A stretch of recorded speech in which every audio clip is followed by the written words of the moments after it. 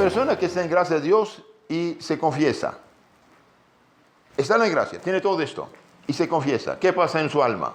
Y me pasa algo muy bonito. Supongamos usted tiene 15 watts de luz, ¿sí? Pasa 25 watts, es mejor. Y si son 75, mucho mejor. El hecho de confesarse en estado de gracia, bien, aumenta la gracia, aumenta la fe, esperanza, caridad, aumenta las virtudes y aumenta los dones del Espíritu Santo. Todo crece. Todo crece como los 5 dedos de la mano. Y estas virtudes, junto con la gracia, sirven de antídotos. Antídotos. Ustedes saben que el pecado original deja en nosotros 4 heridas. Aunque bautizados, bien, hay 4 heridas que quedan en nuestra alma. Y de ahí viene el problema que tenemos de las tentaciones y de los pecados y de la inclinación al mal. Entonces hay como 4 inclinaciones que llamamos heridas del pecado original. Primero, la ignorancia en la inteligencia. Ignorancia. Es decir, no solamente no sabemos nada al nacer, o que es normal esto, pero nuestra inteligencia queda herida por el pecado original. Por lo tanto, tantas filosofías, religiones, opiniones, pleitos, cada quien su pensamiento, cada quien su división. Ignorancia en la mente. Entonces, la gracia, el hecho de vivir en gracia y santidad, bien, nos da antídotos contra esto.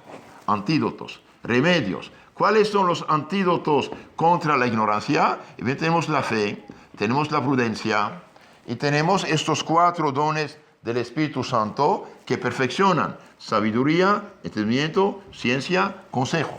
Todo esto lo perfeccionan los dones y virtudes. Entonces, frente a la ignorancia, el cristiano está bastante armado. Bastante armado. ¿Por qué tantas divisiones? ¿Por qué nadie se pone de acuerdo con los demás? ¿Por qué tantos pleitos? Y por la ignorancia. Y también por la malicia. Segunda herida es la malicia. ¿Qué es la malicia? Inclinación al egoísmo, egocentrismo. Egoísmo, egocentrismo. Entonces, egoísmo, egocentrismo, esto implica injusticia. ¿Es sí? Un egoísta es injusto. Todo para él, nada por los demás. De ahí tanta corrupción y tantos problemas en la sociedad, en los gobiernos, en la iglesia, en la familia, en la calle, en el tráfico, donde quiera. El que puede engañar al otro lo hace. ¿Por qué? Por la malicia y la ignorancia. La malicia, egoísmo. Entonces, contra la malicia, ¿qué tiene el cristiano bautizado, confirmado, casado? Bien, tiene contra la malicia, tiene la justicia. ¿Qué dice la justicia? Dar a cada uno lo suyo. Dar a cada uno lo suyo. Justicia. El hombre casado por la iglesia, bien dice, yo me debo a mi esposa, a mis hijos, y no cualquier muchacha que embruja y que seductora. La mujer tentada también dice, no, yo me debo a mi esposo y punto, ningún otro hombre en mi vida. La justicia. También la caridad interviene, porque si la malicia conduce al egocentrismo e injusticia, bien, la caridad dice, no, amar a Dios, amar al prójimo por amor a Dios. Tenemos también otra tercera herida que es la concupiscencia. ¿Qué es la concupiscencia? Concupiscere en latín significa desear, los deseos malos. Los deseos malos. Entonces estamos inclinados a la tentación, a los malos deseos bajo todas formas, desde la avaricia, pasando por la sensualidad, etcétera, etcétera. Bien, ¿qué pasa? Contra eso, ¿qué tenemos? Y bien, contra eso tenemos la templanza, comer, beber, placer, según Dios. Comer, beber, placer, según el plan de Dios, como hombres, como cristianos, y no como egoístas animales. Usted se toma una copita de vino, si no es malo, es bueno. Pero ¿para qué tomas 10 litros? ¿O 5 litros? ¿Para qué? ¿Para qué? Esto está mal. Toda la templanza te frena. Comer, beber, placer, como Dios manda, sí, pero no de otra manera. Y última llaga, que es la debilidad en la voluntad. Ahora, esa debilidad en la voluntad nos hace débiles, frágiles frente a la tentación. Entonces, ahí tenemos otra virtud que es la fortaleza, virtud infusa y también fortaleza, virtud del Espíritu Santo. Y también podemos decir otras cosas, pero hasta aquí por el momento. Bien, ahora, frente a las heridas, dije, tenemos esos antídotos. Pero hay un antídoto universal que aumenta todo eso y debilita eso. ¿Cuál es? Es la Sagrada Comunión.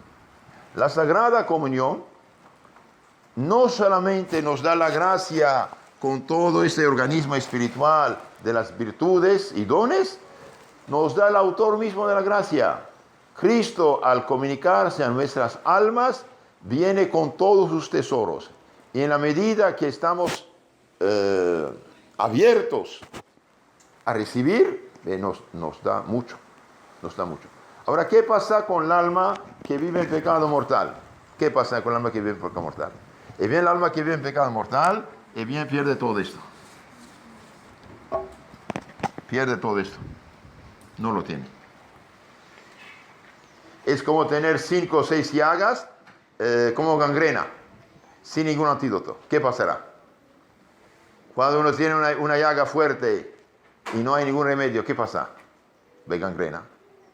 Entonces usted ve la gente que se casa por la iglesia, por ejemplo, y después no va a la iglesia, no se confiesa, no comulga, no reza, no le importa, y de pecado en pecado va, pues está en la gangrena. Es normal que tenga tantos y tantos problemas y tantas dificultades. Ahora, cuando se confiesa y comulga, sí tiene esta protección. Y además de las virtudes, tenemos la gracia del matrimonio. Esta ayuda divina que nos impulsa a cumplir con nuestros deberes con gusto, por amor a Dios. Y nos ayuda a tener ganas de cumplir con los deberes y obligaciones de la familia. Entonces, el que está en pecado mortal, ¿qué pasa con él? Dijimos, pierde la gracia, pierde la caridad, las virtudes y dones quedan naturalizadas, solamente queda la fe, la esperanza, más el sello de Cristo, el sello del bautismo, pero como el foco sin luz. Con esto no se salva. El que está en pecado mortal, bien, tiene fe, siendo católico todavía, tiene fe, tiene esperanza, pero no tiene la gracia. ¿Qué es lo que nos hace hijos de Dios?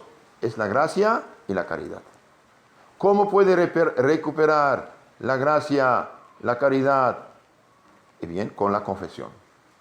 ¿A quién debe confesarse? Al sacerdote. ¿De quién el sacerdote sacó el poder de perdonar los pecados? De Cristo. ¿Cuándo Cristo dijo esto? Bien, Cristo dijo eso el día de la resurrección. Bien, en San Juan 20, 22, 23 dijo, recibe el Espíritu Santo. A quienes perdonan los pecados quedan perdonados y quienes tienen quedan detenidos. Entonces los que dicen que se confiesan directamente con Dios, ¿contradicen la Biblia? Sí la contradicen. ¿Son fieles a Cristo? Para nada del mundo. ¿Tienen derecho de decir lo que dicen? Para nada del mundo. ¿Por qué? Y porque son desviados. Entonces, queridos hermanos, una persona bautizada debe vivir siempre en gracia de Dios, en santidad y no en pecado mortal. Ahora, la ventaja del católico en pecado mortal sobre el protestante, que desvió totalmente, es que el católico también tiene la fe. Usted tiene lámpara, ¿ok? No hay luz, ¿ok? Pero cuando llega la luz, la lámpara estando ahí, da luz. Pero si no tiene luz y quita la lámpara, ¿qué queda? Ya no hay nada. Entonces, cuando un católico se hace protestante, pierde eso también. Por eso el pecado contra la fe es peor de los pecados. ¿Por qué? Porque ya no queda nada. Cristo dijo, el que no cree, se condena. Entonces, el católico que peca hace muy mal, claro que sí, pero al menos todavía queda la fe. Y teniendo fe católica, va a confesarse, va al remedio como el hijo pródigo y recupera la gracia y la santidad. Entonces, queridos hermanos, aquí dice el Papa, hablando del matrimonio cristiano, dice, hace falta iluminar la mente con la auténtica doctrina y fortalecer la voluntad con la gracia interior. Es todo esto, fortalecer la gracia interior.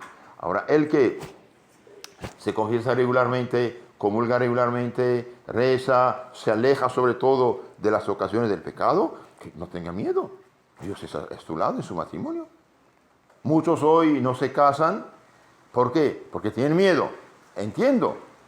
Pero si ellos tuvieran un conocimiento real de la doctrina católica, viviendo según el mensaje católico como Dios manda, no hay problema. Habrá tentaciones, dificultades, ok. Pero estamos en un mundo de pecado. Pero si viven como Dios manda, bien, no hay problema. Entonces, insisto en esto, las heridas del pecado original y sus antídotos. Ahora, supongamos la persona que acaba de confesarse recupera todo el sistema espiritual, porque la confesión purifica, santifica, ilumina, expulsa el demonio, el pecado, nos hace hijos de Dios dando todo esto. Ok. Y tiene esos antídotos en el momento de confesarse. ¿Sí? Entonces, ¿qué pasa? Supongamos esta persona que acaba de confesarse tiene 3 metros de heridas y recibe un medio metro de antídotos. ¿Sí? ¿Va a sentir tentaciones todavía? Sí. ¿Va a tener dificultades? Sí. ¿Pero qué debe hacer? Bien, debe hacer crecer esto y disminuir esto. Entonces, cada vez que se confiesa, comulga, resiste a la tentación, hace buenas obras, esto crece y esto disminuye. Quizás al final de su vida queda esto de herida y estos son tus antídotos. Entonces, de ahí